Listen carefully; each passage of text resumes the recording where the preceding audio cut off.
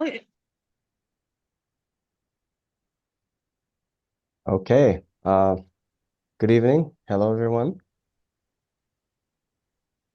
Hi. So I hope everyone can hear and see me okay. So thank you all for coming. Hold on.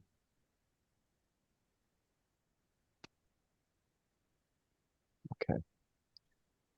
So I think yeah, let's just get started. Okay.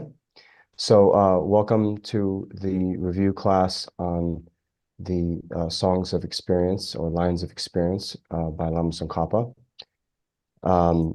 As many of you know, the uh, Ken Rinpoche Geshe Chuni was invited to give this course for the monastery in Italy. Hmm. Huh? Yeah, like breaking, then cannot really hear him very well too.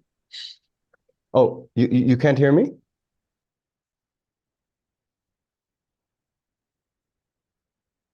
Hello?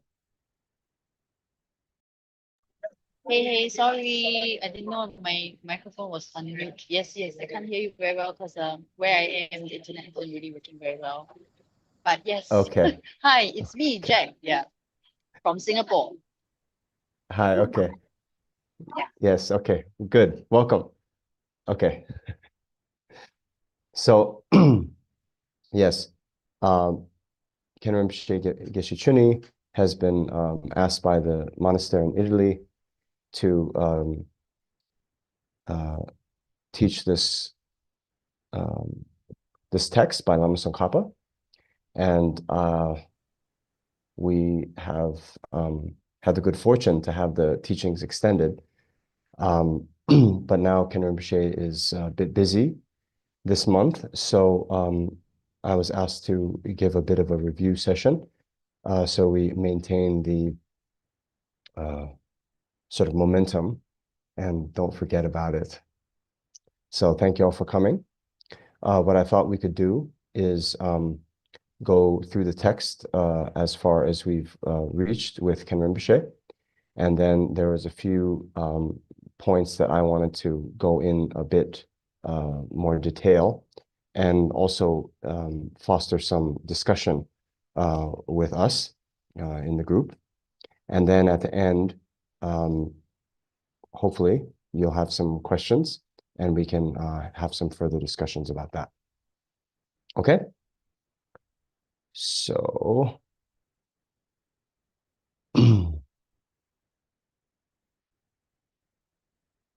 have a PowerPoint here. So yeah, show. Okay. And yes, Lungtok Chukorling Monastery in Italy is kindly arranging this. So thanks to Stefano and all the good folks there in Italy. So as we normally do, many of you are well aware that most important thing with anything we do is to set a proper motivation. So I wanted to just share this quotation from Arya Sura, who says that the human life plants the seed for going beyond cyclic existence, the supreme seed of glorious enlightenment. Human life is a stream of good qualities, better than a wish-fulfilling jewel. Who here would attain it and then waste it? So this is actually found in the section on the precious human rebirth, the very first topic in the Lamrim, where all of us are sort of urged to reflect on the very fortunate opportunity that we have uh, with this precious human rebirth, and the fact that we have all the outer and inner conditions to make utmost progress along the path to enlightenment. Then, because of that, um, then this precious human rebirth is then to be renowned as more precious as the wish fulfilling jewel. The wish fulfilling jewel, as you know. So sorry. If your microphone is not muted, if you could mute it, that would be very good.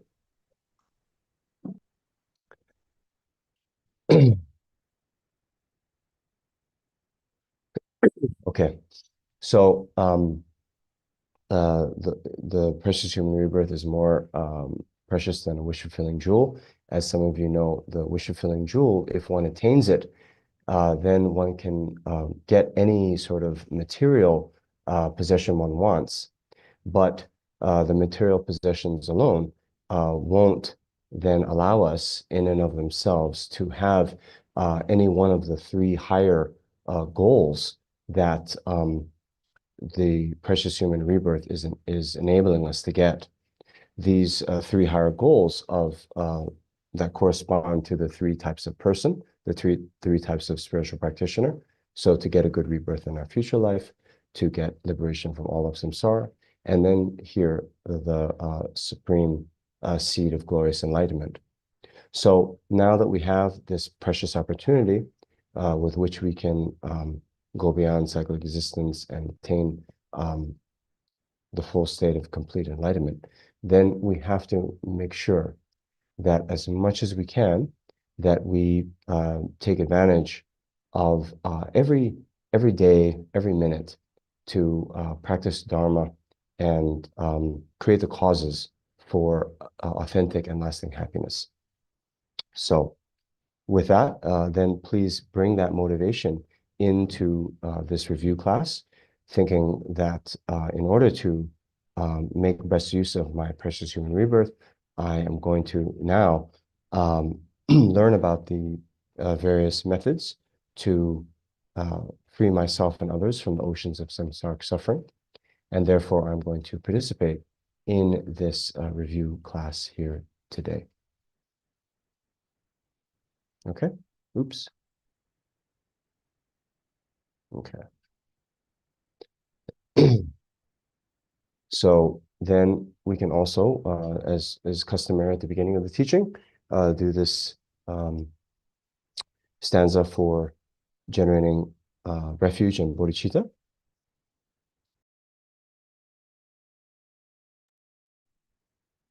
I go for refuge until I'm enlightened to the Buddha, Dharma, and the Supreme Assembly. By the collections of listening to the Dharma, may I become enlightened for the benefit of all sentient beings. I go for refuge until I'm enlightened to the Buddha, Dharma, and Supreme Assembly. By the collections from listening to the Dharma, may I become enlightened for the benefit of all sentient beings. I go for refuge until I'm enlightened to the Buddha, Dharma, and the Supreme Assembly. By the collections from listening to the Dharma, may I become enlightened for the benefit of all sentient beings. Okay. So now,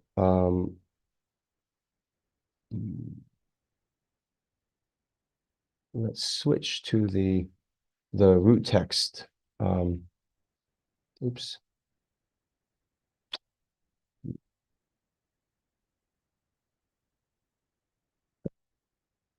Oh boy.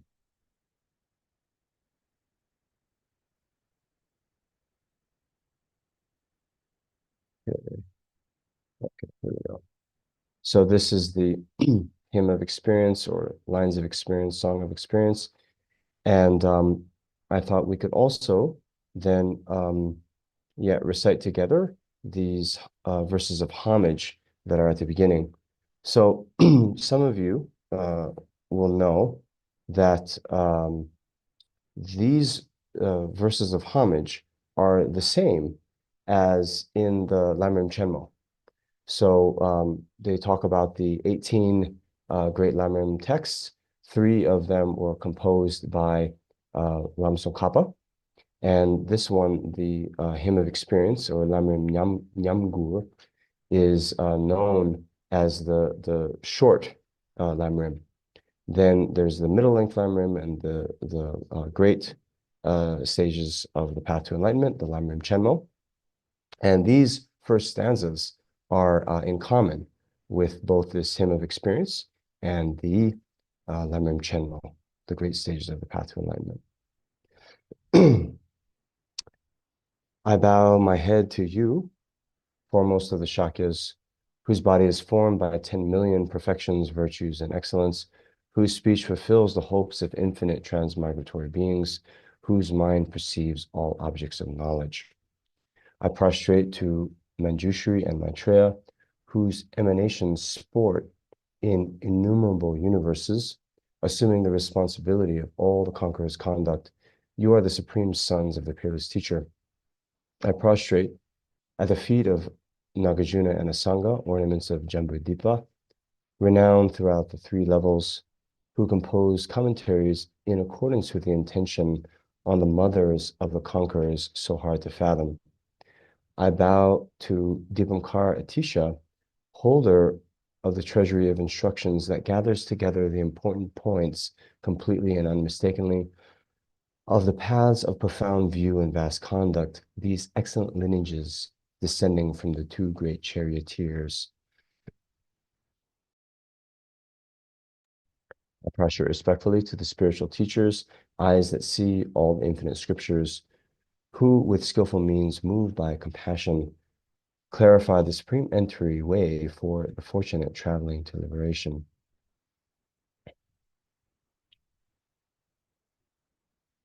The sages of the path to enlightenment are the excellent lineage handed down from Nagarjuna and Asanga, crown ornaments of the wise of Jambudvipa, and banners of flame resplendent among transmigratory beings. This instruction, the king of powerful jewels, fulfills all the desired aims of the 9 types of beings. It is an ocean of glorious and excellent explanations, gathering the rivers of 1,000 fine scriptures. Through it, you can realize that all the teachings are without contradiction, understand all scriptures as an instruction, easily find the intent of the conquerors, and be protected from the abyss of very faulty conduct.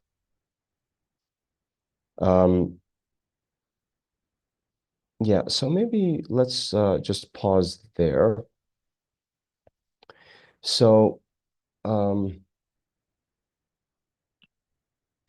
I wanted to just share, so some of you, especially those of you who know the Lama Lundrup, who used to be the abbot of Koban Monastery prior to Geshe Chini.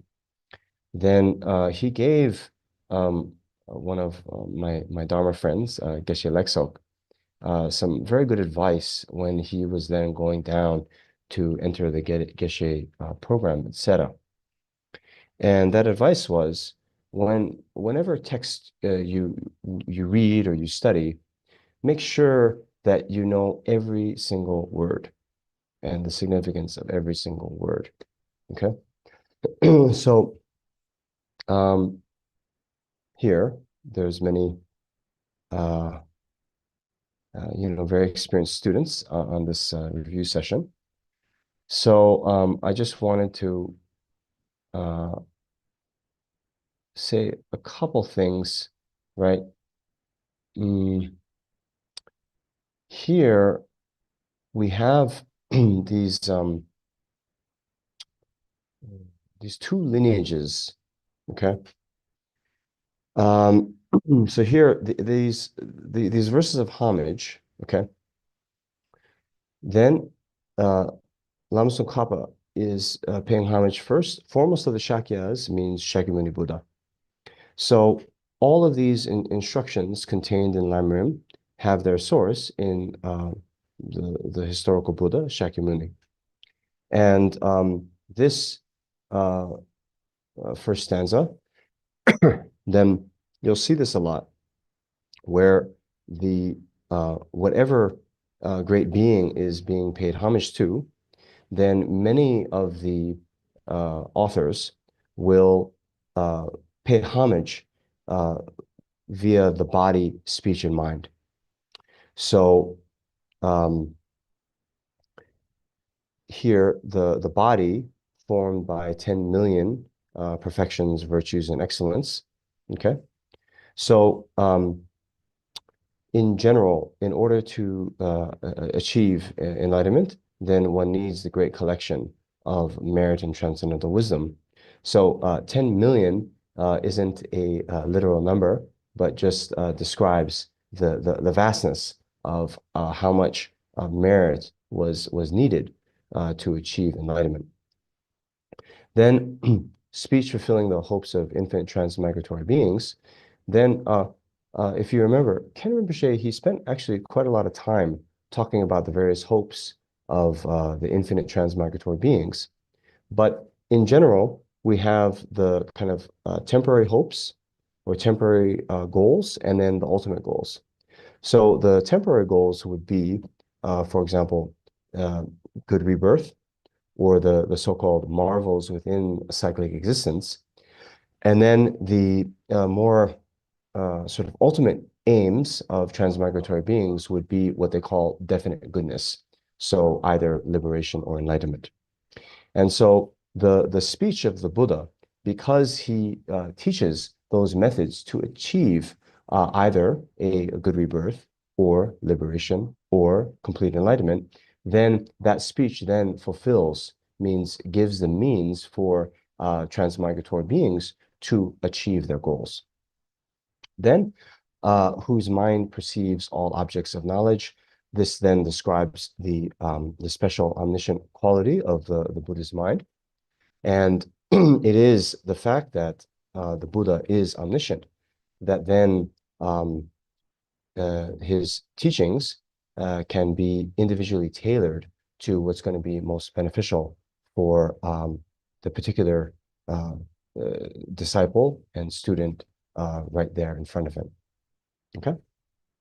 So in some commentaries that I've received on Lamrim, then a few of the teachers have emphasized that,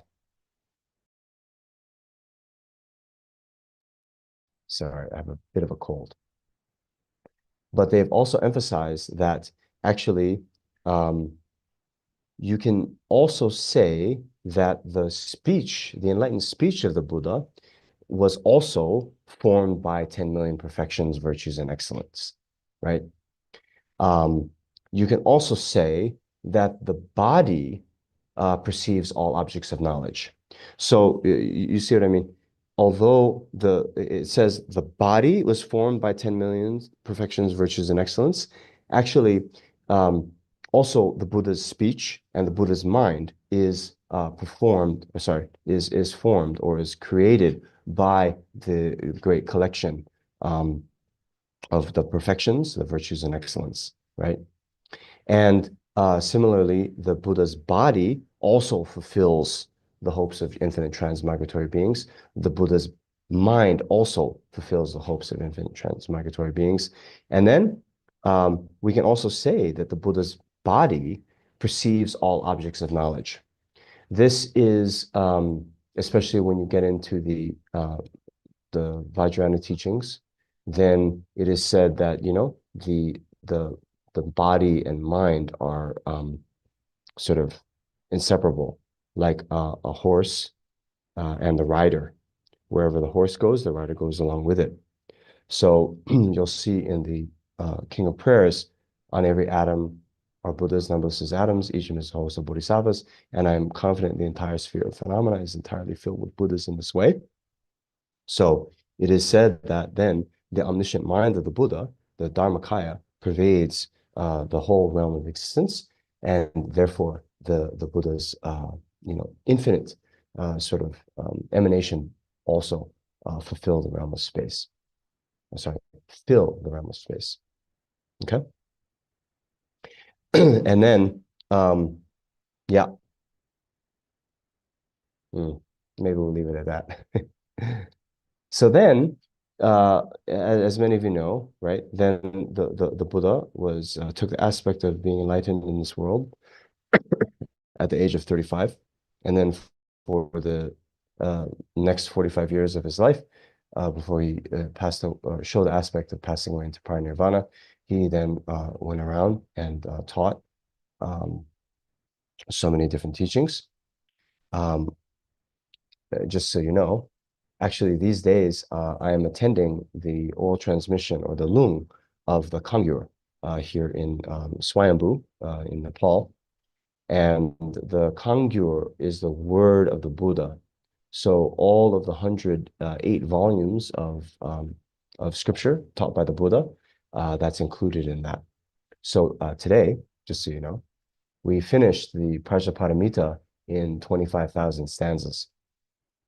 The day before Lababduchen, which was just last Friday, then we finished the 100,000 verse Prajnaparamita. So, yeah. Then this next one, I prostrate to Manjushri and Maitreya, whose emanations support innumerable universes. Okay. Then these, okay. This is now talking about, you see in this next stanza here, okay, the paths of profound view and vast conduct. Okay. So in general, all of the various teachings and instructions given by Buddha, they say there's 84,000, right? But if we categorize them, then they can be categorized in various ways. But one way of doing that is the paths of profound view and vast conduct.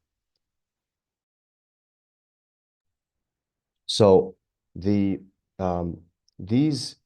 lineages of practice then were passed down from the Buddha Shakyamuni, and then the profound view went to Manjushri, who is the Buddha of wisdom, and Maitreya then received all of the teachings on the vast conduct. And then they then passed those instructions and lineages on to their disciples. So Manjushri passed it down then to Nagarjuna, and Maitreya passed it down to Asanga. Okay. So then they composed commentaries in accordance with the intention, means the intention of Shakyamuni Buddha on the mother of the conquerors, so hard to fathom. So this mother of conquerors is another way of saying the Prajnaparamita Sutras. Okay. So, of course, the explicit subject matter of the Prajnaparamita Sutras is the profound view of emptiness. But within that, the sort of hidden meaning of the Mother of Conquerors is these practices of the vast conduct. So, for example, you'll see like vast conduct would include the mind of bodhicitta. So, as we see in the Heart Sutra, those of you who are familiar with it, you'll say, yeah, Shariputra asks, how should any son of the lineage train who wishes to practice the profound activity of the profound perfection of wisdom, right? So there, it is said that this one sort of line in the Heart Sutra, then it is showing, right? Because there is a son of the lineage who wishes to train in the activity of the profound perfection of wisdom. Well, that wish then is bodhicitta, right? So it's not sort of explicitly dealt with, but it's sort of mentioned. And then Maitreya and then Asanga, in their commentaries, they then sort of explain in greater detail and make it explicit what had been implicitly taught in the Mother of the Conquerors or the Perfection of Wisdom Sutras. Okay. Then those two lineages stemming down from Nagarjuna and Asanga, right? Continued on to their disciples, and then Atisha Dipamkara, right? Then held all of those lineages of both Nagarjuna and Asanga. So as is more famously known, he went to the Sir, the Golden Isle to receive the teachings on bodhicitta, and he had also received the teachings on the profound view from, I think, yeah, Vijayalokia or something. My Sanskrit pronunciation is very bad. Anyway, so he brought together those two lineages, right, that descended from the two great charioteers, Nagarjuna and Asanga. Okay, so are you guys with me? So yeah, then this next stanza, um, it's actually nice. I noticed at Kopan, sometimes they use this stanza as a tea offering prayer. So instead of saying I prostrate respectfully, they say, I guess in the Tibetan that line is last, right? So they would probably say something more like eyes that see all the infinite scriptures, who with skillful means move out of compassion, clarify the supreme entryway for the fortunate traveling to liberation. To the spiritual teachers, I respectfully offer. So, yeah.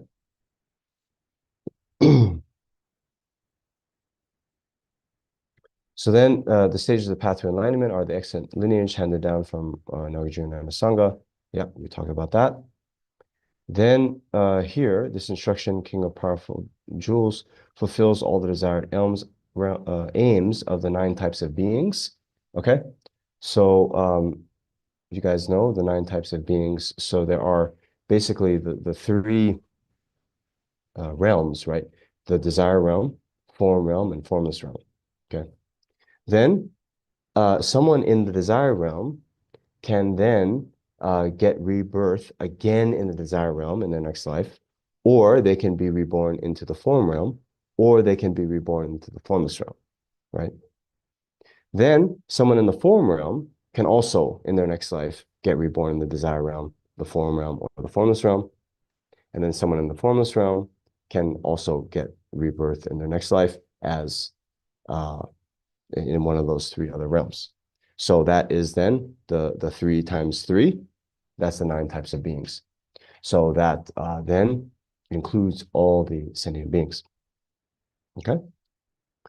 So yeah. Through it, you can realize that all teachings are without contradiction, understand all the scriptures as instruction, easily find the intent of the conqueror, and be protected from the abyss of very faulty conduct. Okay. So let's pause here. And I wanted to then switch because this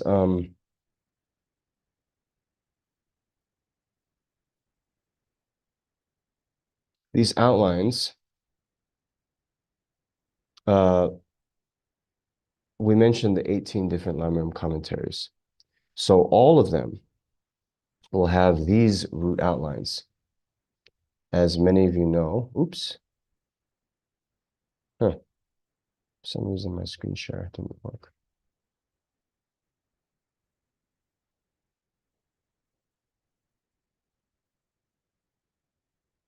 Okay. Yes? Okay.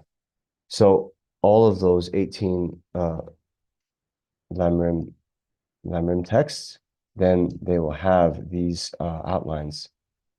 So the greatness of the authors given to show the teaching has an immaculate source. Greatness of the Dharma given to increase one's respect for the instruction, how to listen and teach to the Dharma that has these 2 greatnesses, and then the actual sequence in which the disciples are taught the actual instructions. So the greatness of the authors, then usually that's where in Lam Tsongkhapa tradition, they talk about the Atisha as being the author of the text. So yeah, Ken Rinpoche talked a little bit about that. Then this next point, the greatness of the Dharma given to increase one's respect for the instruction, that then was just referred to in that last stanza we covered in the lines of experience, right? So um, there are these 4 points, right? So this is taken from the Lamrim outlines. The greatness of recognizing all teachings as being non-contradictory, the greatness of all the Buddha's teachings occurring to you as instructions, the greatness of allowing you to easily discover the victor or the Buddha's intentions, and the greatness of a great misdeed stopping by itself. Okay? So these are, always talked about in the beginning. And, well, I did want to just pause here because sometimes I think we can have a tendency when we look here, right? We always want to jump into the sequence in which disciples are to be taught the actual instructions, right? We want the real stuff. Um, Nonetheless, these more preliminary outlines are there in all the texts. And I think if they weren't important, then all the lineage masters, wouldn't have emphasized them so much. But the fact that they're there, I think shows that there's something important for us to understand. So I wanted to then discuss this first one, the greatness of recognizing that all the teachings as being non-contradictory. Hmm? So we have to then kind of think, right? Well, first of all, these four greatnesses, um, here's something to think about. Is this something that's particular just to the Lamrim teaching, right? Only the Lamrim teaching has these four greatnesses, whereas other teachings, um, we don't possess these greatnesses. Hmm? It seems that way, right? And then we should also think about what aspects of the Buddha's teachings could be seen as contradictory. And then how does the Lamrim allow us to realize that they are free from contradiction? Hmm? So I'm going to stop here and I want to open it up. Um, does someone want to have a discussion with me? So the rest of you should be thinking about this, and then I'll have a little discussion with someone.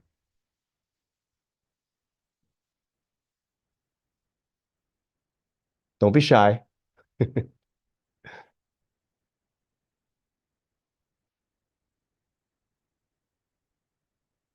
So I know some of you. If I don't get a volunteer, I will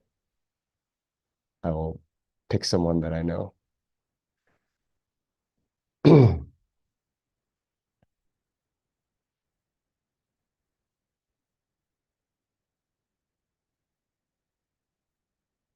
Okay.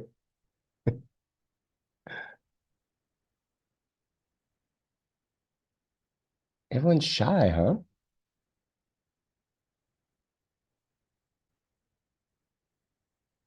Okay. So, Fiona, are you there?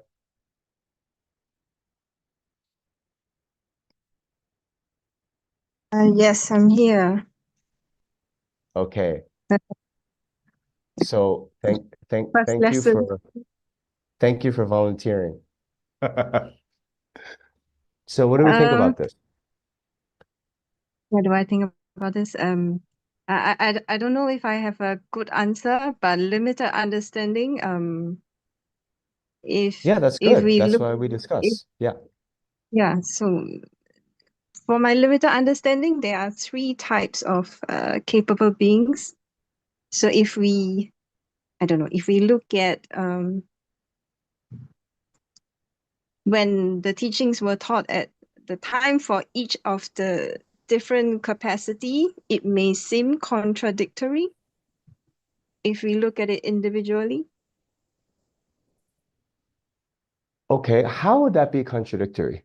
Okay. So for example, right? Um, Okay, well, first of all, thank you. That's a good hypothesis, but let's dig a little bit deeper, right? So, she's mentioning these three types of being, person of small capacity. Okay, one of their teachings is on impermanence and death, right? Another one of their teachings is about karma, right? So then the Buddha teaches about impermanence and death, and then he teaches about karma. And then someone in the, say, the middle, capable being, then they're taught about the faults of samsara. So what is contradictory about that? My hypothesis is not contradictory in the Lamrim because it shows all stages across. Okay. However, in the context of the capacities, the different capacities, if they decided to stop at, let's say, the second or the first, then they may not be able to accept some other sutras.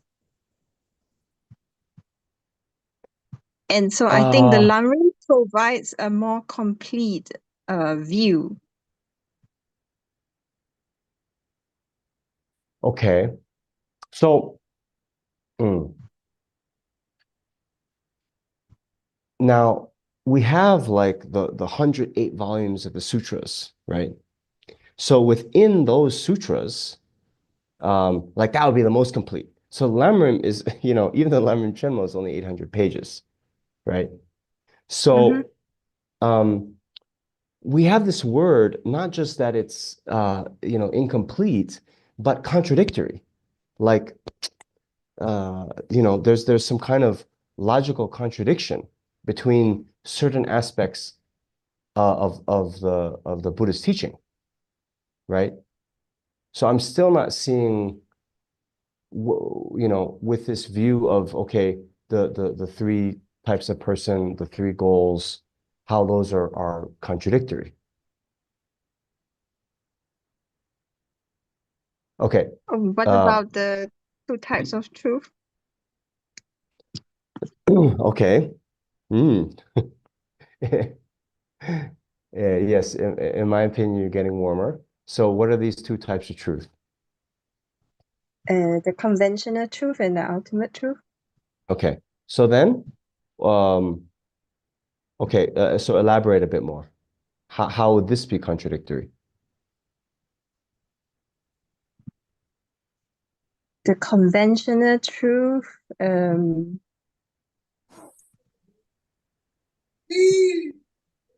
I don't know how to express. Somebody wants to chip in? Yeah. Thank you very much. Yeah, does someone else have some thoughts on this?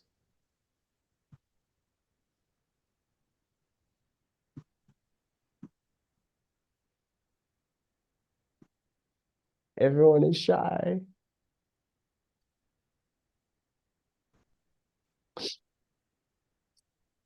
Okay. The conventional truth exists to the sensory senses, but then the ultimate truth, if we talk about the nature of the things, then it's dependent arising. Something like that. Okay. Okay. Yes, that's true. But that's not Not getting to getting the point. to where I want to go with it. So let's just mm, anyone else want to share something?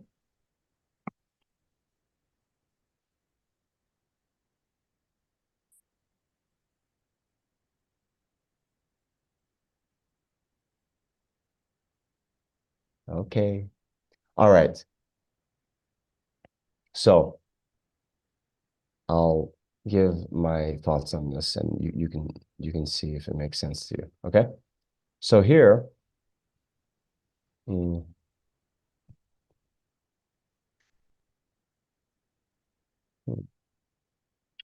Okay. We have this quotation from Nagarjuna, right? In his fundamental wisdom of the middle way, he says, everything is real and is not real, both real and unreal, neither unreal nor real. This is the Buddha's teaching, right? So that to me, on the face of it, that seems contradictory, right? So I like, Fiona, where you're going with when we start talking about the two truths. And well, there's some other quotations here. Here's from Aryadeva. So we have these different tenet systems that are taught in Buddhism. And Aryadeva said that just as barbarians cannot be led by speaking another language, one cannot lead ordinary beings without using ordinary means. Existence, non-existence, and both, as well as neither, have been taught. Cannot anything be a medicine prescribed depending on the disease? Mm.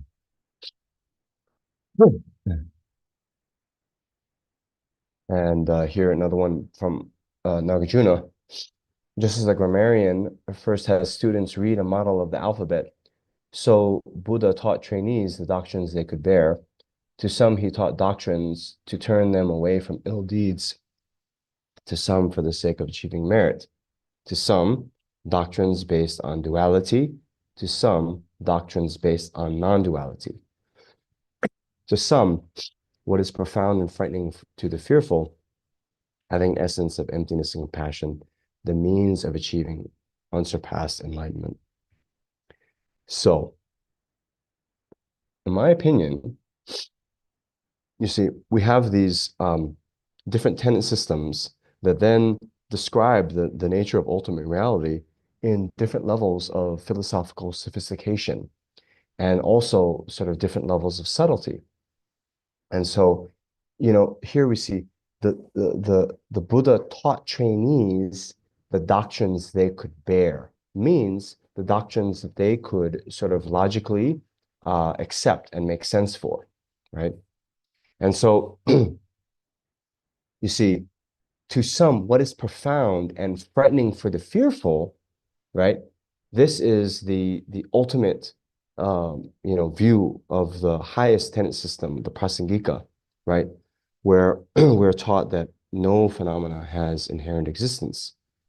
And for many, without sort of having something to grasp onto, then it's going to be extremely fearful, right? It'll be frightening when they're told that, oh, everything is empty.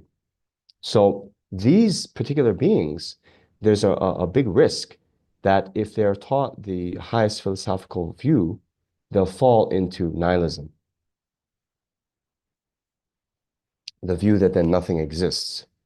And we see this in Nagarjuna. Oh, so hold on. So certain tenet systems assert that if phenomena were empty, that would result in nihilism. So here in again, in Nagarjuna's Fundamental Wisdom, there is the chapter 24, the investigation of the Four Noble Truths.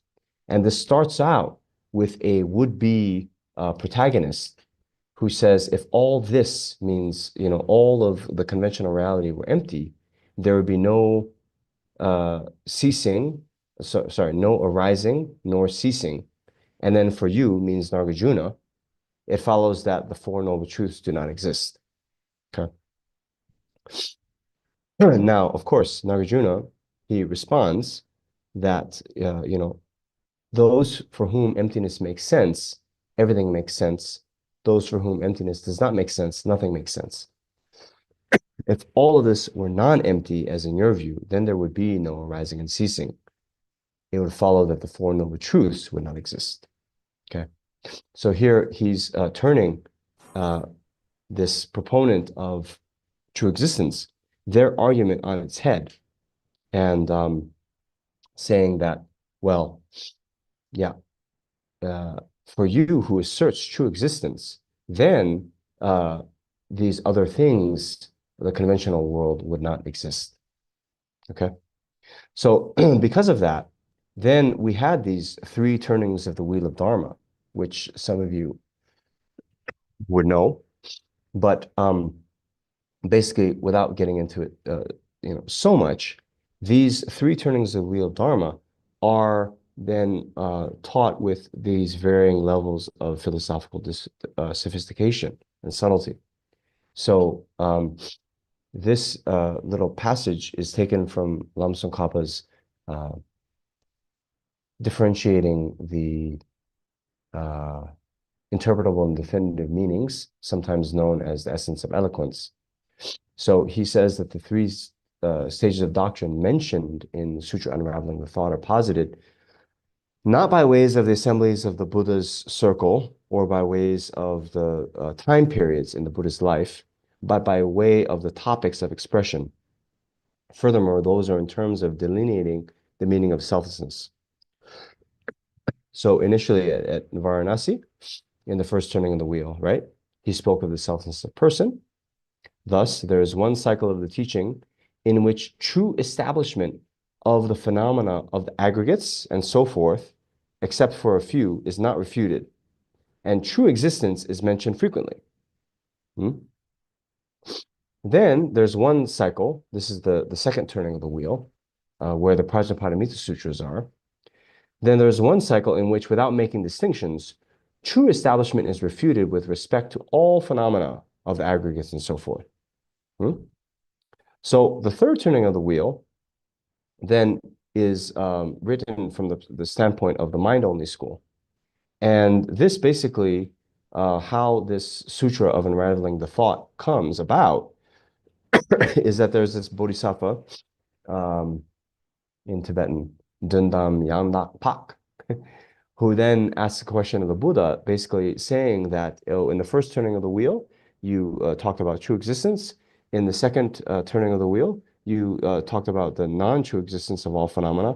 So what did you mean when you made these different teachings?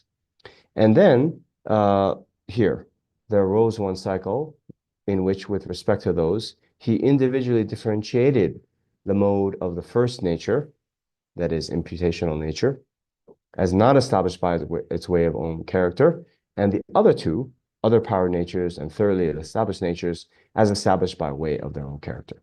Okay, that's a lot.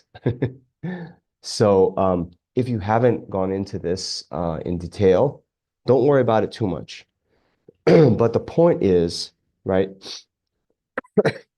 see, on the level of ultimate nature, there were these different tenet systems that described sort of what phenomena exist truly, if any, and why this is then important. Okay, well, one, this is, in my opinion, what can appear to be contradictory.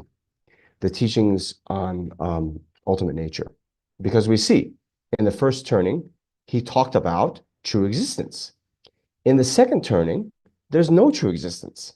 So at the very face of it, those two are contradictory. Things can't be both truly existent and not truly existent. Okay? So then the original question I asked you is, well, given that is the apparent contradiction, how does the Lamrim teaching help us to realize that they're free of contradiction? And this, well, we saw here, right? Right? To some, he taught doctrines to turn them away from ill deeds. Okay? So now, when we just go a little bit ahead and yeah. Initially, there are the teachings on high status, means good rebirth. Then come the teachings on certain goodness. For having obtained high status, you gradually reach certain goodness. That was from Nagarjuna. Then Aryadeva says, initially you stop the non-meritorious, in the middle you stop the misconception of the self, finally you put an end to all bad views. One who knows this is learned. Okay. So when we get into the three types of practitioner, okay?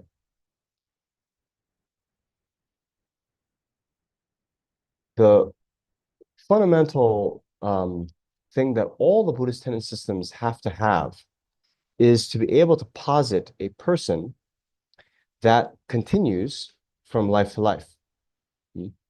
And that person is going to then experience either suffering or happiness uh, as an effect of the actions they've done. Okay. So in the first turning of the wheel, right, he taught that the person, right, or does exist. He taught true existence, because for those people, absent of their being true existent, they couldn't then make sense of how then the person could continue from life to life. Hmm? So knowing then that at the beginning the teachings first go to the small scope practitioner trying to get a good rebirth in their next life, as here Nagarjuna said, right? Oops. Right? Initially, there are the teachings on high status. Then come the teachings on certain goodness being liberation and enlightenment. So in order to attain liberation and enlightenment, then you need to get into the teachings on emptiness. And in fact, you need to realize emptiness according to the Prasangika view. But for just getting a good rebirth, in other words, just to achieve the goal of the initial capable being, then you don't need to rely on the teachings on emptiness. So for those particular disciples that the Buddha, through his omniscient wisdom, saw that if he taught the lack of inherent existence to them, they would then fall into nihilism. And then falling into nihilism, they would not be able to posit karma, past and future lives, uh, continuation of the person after death. Then he basically taught them, okay, you exist, you exist truly. And you who are truly existent, you're going to then take rebirth after this life. And since you don't want to suffer, you have to abandon the causes of suffering, negative actions. Okay? So then the Lam Rim enables you to see how these are free of contradiction, because by then combining it with those three type of practitioner and their three goals, and seeing for the first goal, you don't need to get into ultimate nature. Then the Buddha would teach a seemingly, a view that is going to be contradicted by the higher tenet systems, right? But by knowing this, then you can understand how it's not contradictory, because that teaching of true existence was given for a particular purpose, for a particular disciple who, without that, could not posit the conventional existence of the person. Okay? So because of that,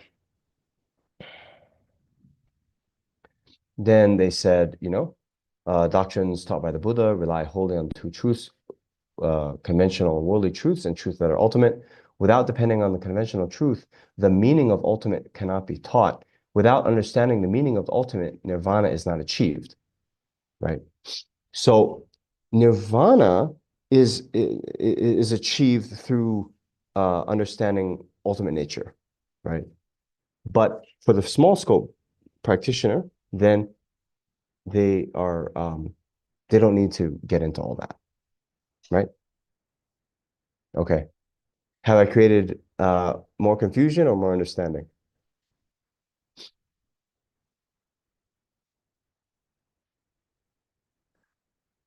Hopefully, at the beginning, a little bit more confusion and then more understanding. Yes? Okay. I'm going to take your silence as a good sign that that you know what we're talking about. Okay, so that is in my opinion, it's a very important point, and it sometimes can just be glossed over, right? Oh yeah, Lamrim, we can understand that all teachings are free from contradiction, but I think that is what is meant, and how the Lamrim well, what first the contradiction is, apparent contradiction is, and how the Lamrim can help us from falling into that view. Okay. All right. So then yeah, when we then talk about the three types of practitioner, then in Tibetan there's this kebu. And so just to make sure that we're all on the same page, so Lama Zopa Rinpoche, he was very fond of translating this as capable being, because he was sticking very close to the etymology in Tibetan. So ke means capable, and bu is being. So he favored the translation capable being. But in Sanskrit, it's purusha, which in most dictionaries just kind of means being a person, right? So then in the Liberation of the Palm of Your Hand, the very famous Lamrim text, then you'll see this three scopes, the three scopes. And so, well, it's not literal, but in general, a scope means how sort of wide or narrow one is looking, right? So because these three people differ in their outlooks, right, and their motivation, then the translator of the Liberation of the Palm of Your Hand, oh, I forget his name. Anyway, he chose that terminology, three scopes. But in general, you can also see a person of small capacity, medium capacity, great capacity, because well, they have a sort of different levels of merit, different levels of intelligence, and so yeah, you'll see those three. So just for your future studies, when you see these things, they're basically referring to the same Tibetan word kebu, right? So I wanted to just mention that, so hopefully you won't get confused. So then what are these three beings? So here the source text in Atisha. Know to be least those persons who diligently strive to attain solely the joys of cyclic existence by any means for the welfare alone. Medium being, those persons are called medium, who stop sinful actions, turn their backs on the joy of cyclic existence, and diligently strive just for their own peace, means nirvana. And then the person of great capacity, those persons are called superior, who sincerely want to extinguish all the suffering of others by understanding their own suffering. So here, these three beings, they are distinguished by their goals and then the methods that they use to attain them. So a person of small capacity, then their goal is to attain a good rebirth in the next life. How they do that? Abandoning the causes of lower rebirths, non-virtue. Person of medium capacity, liberation from all of samsaric existence by abandoning its causes, the karma and afflictions. And then the person of great capacity, full enlightenment for the benefit of all sentient beings by practicing with a mind of bodhicitta. So last thing I wanted to cover, then before we get into your questions, hopefully, there's this terminology that comes up in the Lamrim text where they talk about the paths shared with small and medium scope versus the actual path. So this quotation from Liberation of the Palm of Your Hand says, when we speak of small and medium scopes, we mean training the mind in the stages of the path shared with the small and medium scopes, we do not mean training the mind in the actual small and medium parts of the path. So here's my next question for you guys. So can we please come to understand what is meant by the difference between a practice of the middle scope and a practice shared with the middle scope? Are there any practices of the middle scope that are not practices shared with the middle scope? If so, give examples. If not, why not?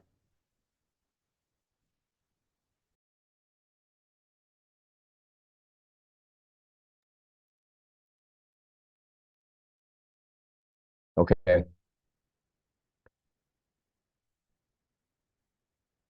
So someone want to have a discussion with me?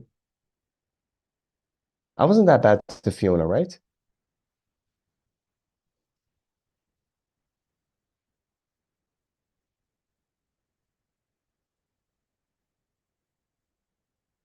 Everyone is so shy.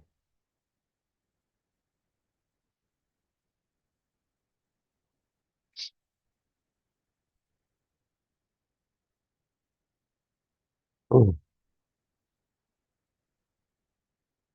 So I see Shanti, who I know for so many years. Shanti, I have full confidence would know this answer. So we'll maybe give someone else a chance first.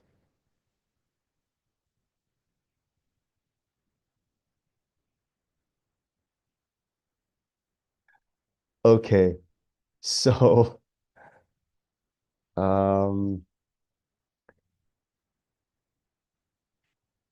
all right, I'll call on my other old friend, Venerable Tendar. Are you there?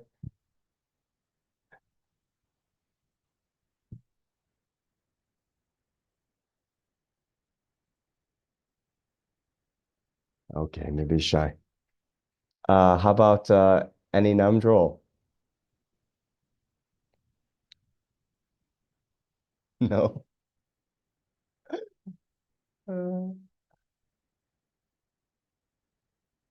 Okay. Shanti? Yeah, let's Hello. discuss. Hi. Um, okay, so what is the difference between the practice of the middle scope and practice shared with the middle scope? So the basic practices like impermanence and all are the same, but when you do it for the middle scope, the motivation is for personal liberation. And you do the same practices like renunciation and study of impermanence, then it become with the bodhicitta motivation, then it's the practice shared with the middle scope in the lamrim, because the lamrim, the basic motivation is the great scope, and the practice which is only a practice of the middle scope and not shared with the middle scope and the great scope is the wish for personal liberation alone. For your own liberation, only your own liberation, or maybe just the striving towards your own liberation. Okay. Very good. Very good. So I'll just, reiterate that a little bit in case someone didn't get it, right? So remember, we have all of these different practices, and then they're categorized into these three. So we talked about the small scope or the practice of person of initial or small capacity. What do we have in there? We have impermanence and death, suffering of the lower realms, karma, and refuge, right? In the middle scope, we have the false of samsara, Four Noble Truths. In the great scope, we have bodhicitta. Okay. So then this meditation on impermanence and death. Okay. So as Shanti mentioned, in general, the Lamrim is intended for someone who is, interested in Mahayana, interested in enlightenment for the benefit of all sentient beings. But the analogy I like to use is, if we are, traveling somewhere, right? So a path or a road. So since we have many from Singapore, right? So if we were driving from, yeah, let's say, yeah, Singapore, then we drive north to, well, I know Penang is an island, but the place right across from Penang, right? What is that place called? Where do you get if you take a ferry from mainland Malaysia to Penang, what is that city? This is an easy I don't question know. for the Singaporeans. Oh no? Okay. So let's just say I have whatever no that idea. is. Johor? Okay. Okay. So let's say you're driving up. You first go from Singapore and then you cross into Malaysia, you reach JB. Right? Then you keep going north and you reach Kuala Lumpur. And then finally you'll reach close to Penang, right? So if you're carpooling, if you're driving up from Singapore, maybe one of your friends, they say, "Oh yeah, I'm only going to go to JB," and so they'll get off in Johor. Then another one of your friends, then they're going to go with you to Kuala Lumpur, and then you take the rest of the way. You go to Penang. So in general, this is to show counter to the idea that, oh hey, I'm just a great scope practitioner. Therefore, this impermanence and death, no, I don't have to do that. I'm just going to do bodhicitta, you know. Oh, faults of samsara, no, that's a bummer. I don't want to read about that. Only bodhicitta, right? So these practices, right, are shared with someone, even they're interested in bodhicitta and the great scope, they have to train their mind in these more initial stages. Hmm? But when they do it, they have as their motivation bodhicitta. When a person with a bodhicitta motivation then meditates on impermanence and death, that's not an actual practice of someone of the small scope, but it's a practice of a would-be bodhisattva shared with someone of the small scope. So that's what it means, right? Practice shared with small scope or middle scope. Hmm? Now, the practice of the middle scope, then, Shanti rightly said, right? The mere wish to gain liberation for oneself alone, right?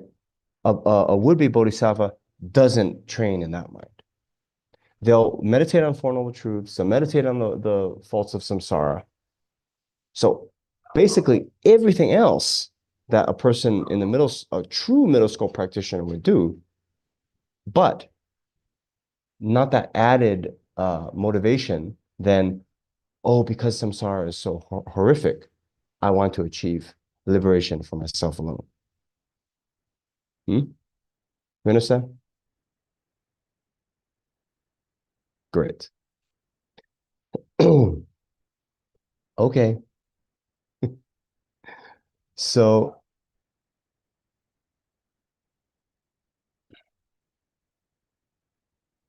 that is what I wanted to cover tonight.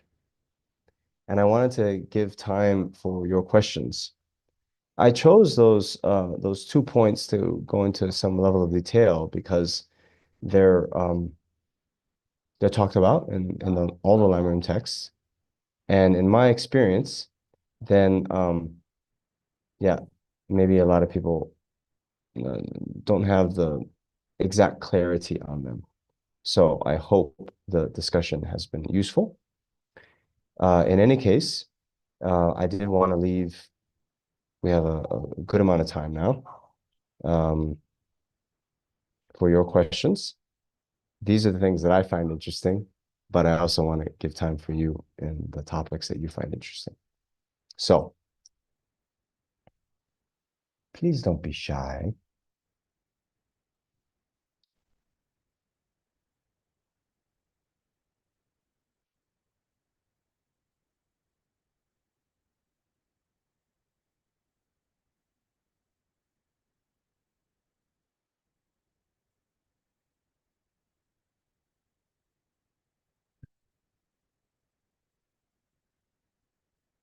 Okay.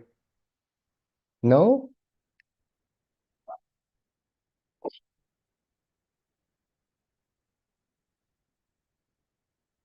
Okay.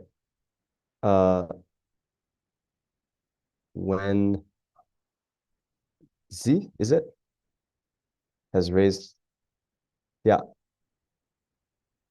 you can unmute yourself. Or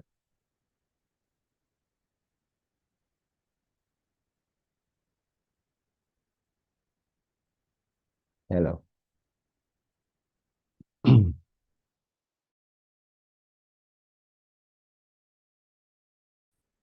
Oops.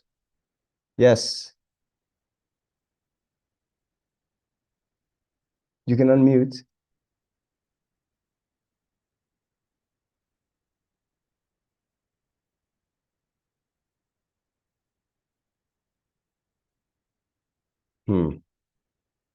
Okay, maybe some technical difficulties. Maybe you can try to type in your question to the chat, and we can do that way.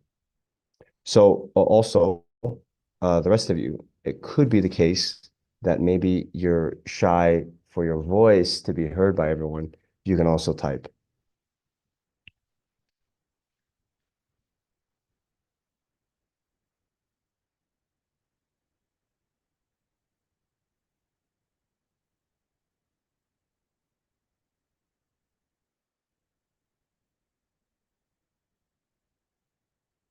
Huh. We have lost her.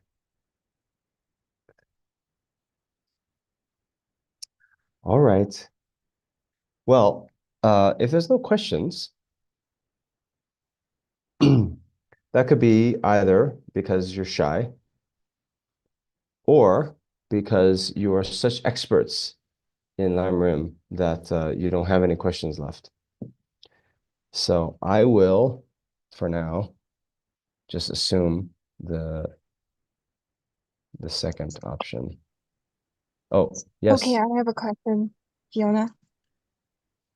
Hi, thank you. Hi. I think I mixed up the three types of beings with the three scope. So those are synonymous. Okay. Then what I meant is, Yeah. I think I mixed up the three types of beings with maybe the three turning of the wheel. I think I'm a bit confused because in my mind, I always think in Hinayana, Mahayana, Vajrayana. So can you elaborate more so that I also don't know how to phrase my question, but then after I listened to you, I realized that I mixed that up and was a bit confused. Great. Okay, good. Thank you for the question. Okay. So, yes, there are a lot of lists, and sometimes it can be confusing. So one thing to keep in mind, right? The three types of being, or the three scopes, those are differentiated by motivation for practice, right?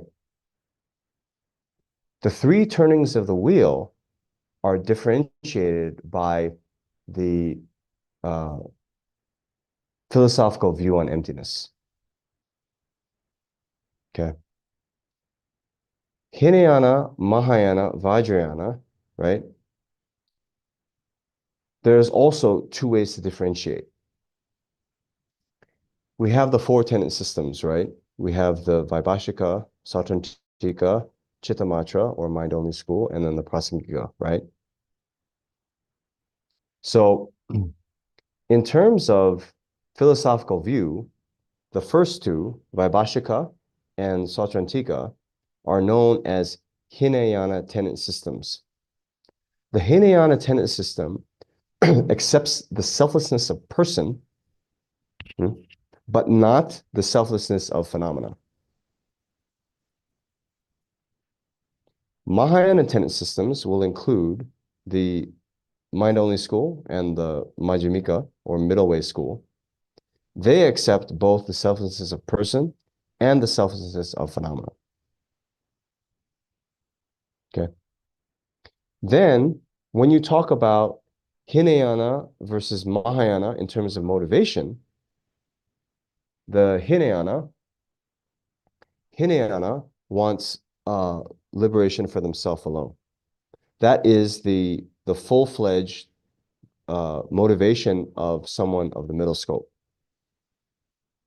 Then the Mahayana motivation of bodhicitta, then the Mahayana has two, the Sutrayana, or the Paramitayana, and then the Vajrayana.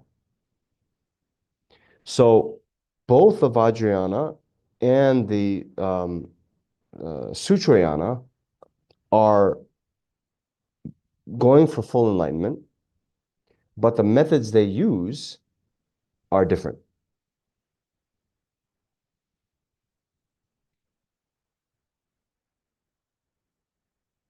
Yes, we got that?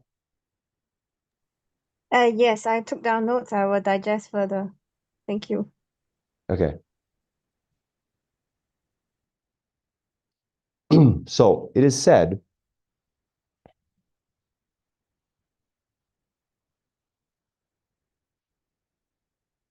now let's say like this. We have the three turnings of Wheel of Dharma, right? The intended disciple of the first turning of Wheel of Dharma was just Hinayana practitioners, and they were taught the Hinayana tenet system. The intended disciple of the second turning of Wheel of Dharma were Mahayana practitioners and Mahayana tenet systems. Now, the third turning of the Wheel of Dharma is interesting. Third turning of the wheel is the intended disciples were mind-only school practitioners, but they included both Hinayana and Mahayana in terms of their motivation.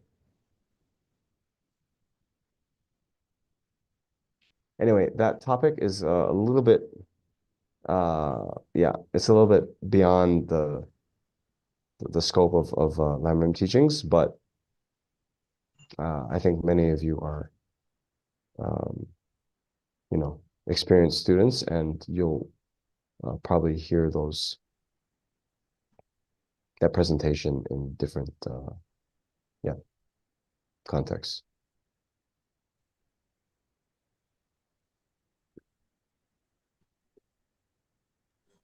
Okay, thank you for the question. Thank you. Okay, when Zi is back, Can you hear me? I can. Yeah, hello. Why is it that only a human form can gain enlightenment?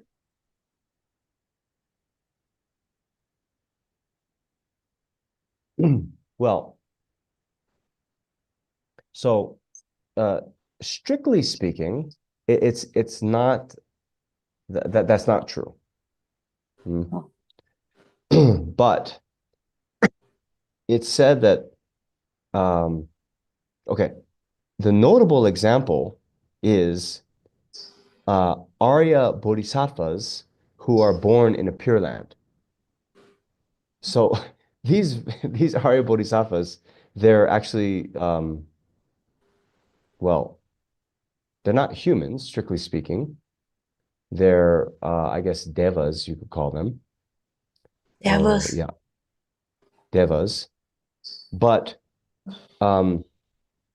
it's like this, right? Arya Bodhisattvas can be not humans, but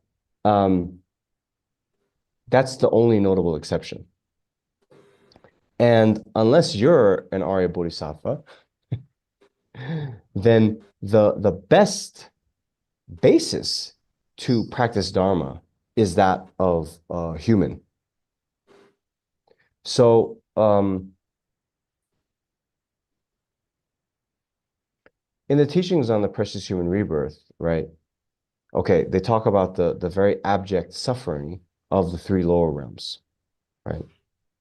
And then, you know, the great suffering of the hells, the particular suffering of the pretas, the particular suffering of animals, then it's probably obvious that those aren't the best basis to practice Dharma. Then when we talk about the sort of suras and asuras, you'll see this mentioned in Lam how there's this talk, the long life God. There's two sort of presentations of that, interpretations of that. One is beings in very the fourth concentration of the form realm, and then the formless realm, right?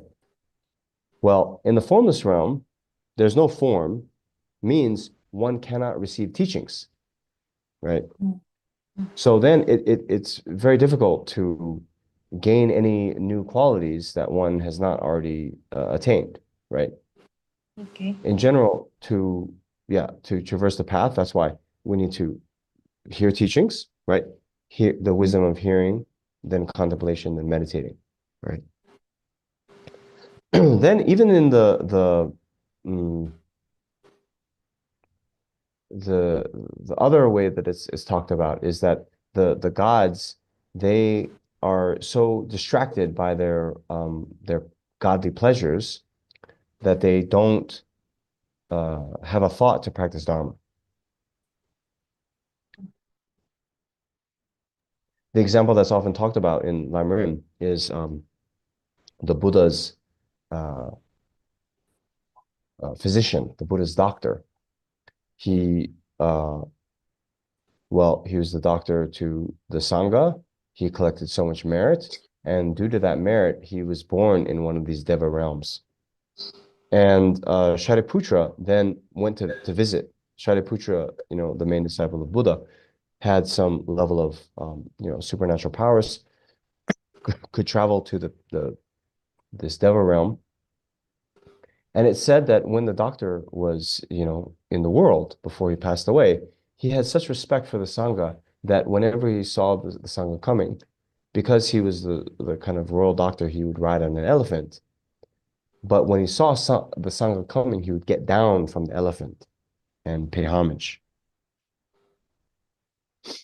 Then, when Shariputra goes to the Deva realm and sees the doctor, it is said that the doctor was frolicking with the celestial maidens.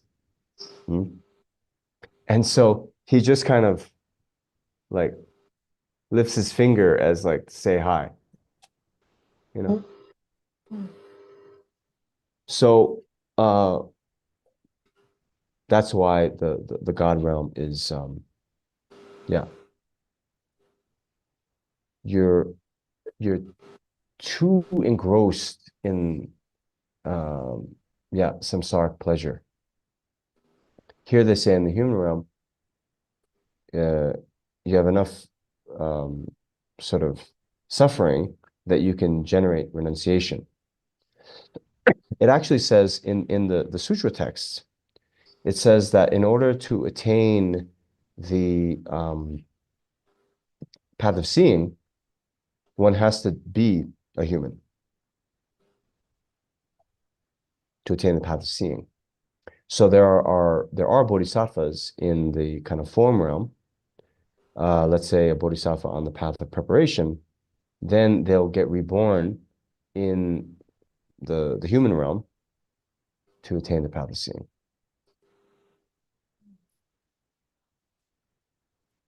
Did that answer your question? Yes, but the initially you were saying that the Arya Bodhisattva, which is the devil. What is that? Why would a Bodhisattva become a devil? Or did I get it wrongly? Well, so, well, so this is a little bit technical. Yeah. Once you're an Arya Bodhisattva, you're not taking rebirth in samsara due to karma and afflictions. Direct their rebirth, right? So within the categorization, okay, you will see some presentations that then say, oh, well, the Pure Lands, they are outside of those 6 realms of samsara, right? Those 6 realms, right? That's samsara. And Arya Bodhisattvas aren't there. They're not in samsara.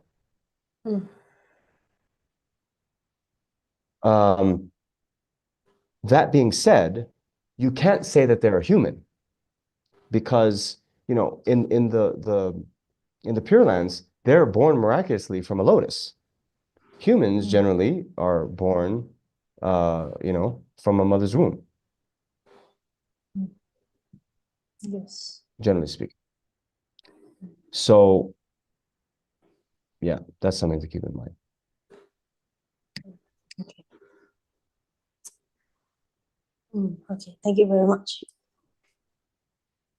Thank you. Thank you. I like questions.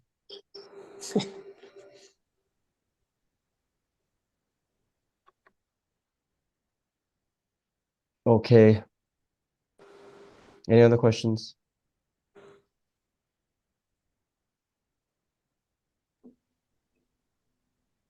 May I clarify something? Can you Please. hear me? Yes, I can. The lady was saying devil is not devil, it's diva. D-E-V-A. Demigods. I think she got it wrong.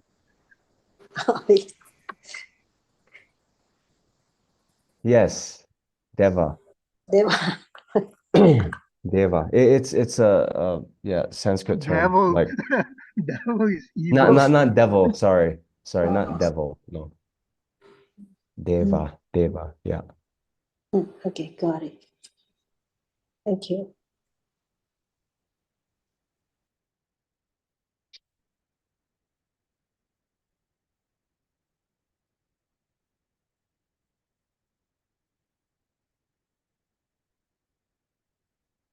Okay. So maybe one more question if there is any.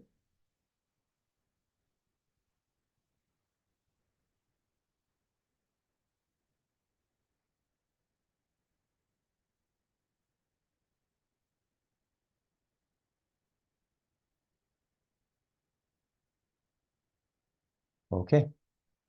Well, we are just about at 90 minutes. So if there are no further questions, then let's dedicate. So we can dedicate all the positive energy that we've accumulated in our time here tonight for the long lives of the spiritual friends, particularly His Holiness the Dalai Lama, and that all their holy wishes be fulfilled immediately. Then we also dedicate for the quick return of the unmistaken incarnation of Kebje Lama Zopa Rinpoche. May Kebje Lama Zopa Rinpoche return in this world in an unmistaken reincarnation and be able to continue his work for sentient beings, and particularly us, his disciples. And then also whatever sort of instructions that we've received from him, may we be able to fulfill them all. And especially all the various centers of FPMT, may they all be successful in fulfilling the wishes and vision of Lama Zopa Rinpoche. And may there be harmony between all the various students in the different centers, within the centers, and then between centers. Then we can also dedicate for bodhicitta to arise in our hearts and the hearts of all sentient beings without even a second's delay. And then through the development of bodhicitta in everyone's heart, then may that become the cause for all the war, all the environmental problems, all the sickness, all the illness of body and mind, all the proximate causes for some suffering in the world to be instantly pacified. And instead, may all beings have only the most conducive conditions for Dharma practice, and then be able to achieve enlightenment as quickly as possible. We also dedicate for all the beings who recently died. So, Diantha Leong, one of my best friend's mothers, just passed away. And then Gorman Wiseman also just passed away. So for them and all the other beings in the bardo, may they achieve rebirth in the Pure Land where they can achieve enlightenment, or at the very least achieve attain a perfect human rebirth and attain enlightenment in their next life. Then all the beings who are sick, don't worry, I just have a cold. But all the beings with illness, may they instantly be freed from all their ailments, and more generally, whatever kind of diseases there are in the world, may they never occur again. And in short, due to this merit which exists, being merely led by the mind, may the I, who is merely led by the mind, achieve the state of Shakyamuni Buddha's enlightenment, which is merely led by the mind, and thereby may we lead all the sentient beings which are merely led by the mind to that state as quickly as possible.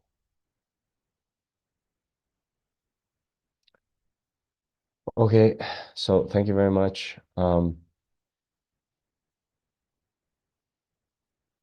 see you guys next time. I hope you learned something. Take care. Thank you. Thank you. Thank Thank you you. very much. Thank you. Get well Thank you. soon. Thank you, brother. I'm Jonla. Thank you. Thank you. Thank Thank you. Thank you. Okay. Thank you, See Venerable. you. You will. Thank you. Thank you. Thank you, Namjala. Gracias. Ah, de nada. Yeah. Tendarla. Nice to see you. Venga. See you Yes. soon. I Bye. remember the voice.